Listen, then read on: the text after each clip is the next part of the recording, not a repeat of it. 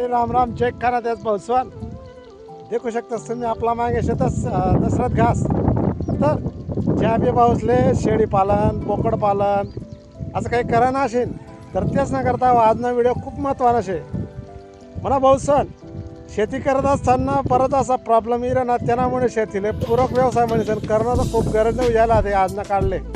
तर आपण चालू करायला शेळी पालन मा चारा व्यवस्थापन हा एक महत्त्वाचा घटक रास त्यामुळे आजचा व्हिडिओ खूप महत्त्वाचा शे आपल्याकडे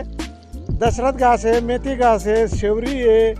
तुम्हाला स्मार्ट नेपियर आहे ऊस क्रॉस आहे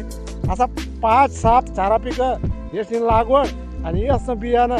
याविषयी काहीतरी सखोल माहिती पाहिजे असेल तर स्क्रीनवर नंबर देस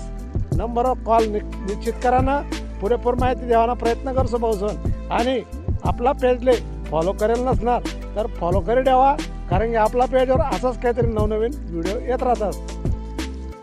तर औषध दशरथ घासमा जवळपास 22 ते 25% आहे प्रोटीन उपलब्ध राहस भरपूर असं प्रमाणમાં त्यांना मग खनिज तत्व वगैरे म्हणजे जबरदस्त असा चारा पीक आहे आणि बकऱ्या बोकड्या हे एकदम आवडतून खातस त्यामुळे कितलं बी कावाड जरी त्यांना दिखालं तो आपलं सुडबाबू सारखा दिसिरा नसेल पण कितलं बी कावाड तर गरम पडणार नाही गुडकांडी लागणार नाही संडास होणार नाही जुलाब होणार नाही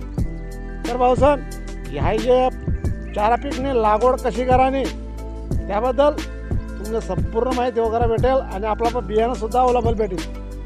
तर भेटत मग असेच काहीतरी नवीन माहिती लिहिसं तोपर्यंत जय कानादेश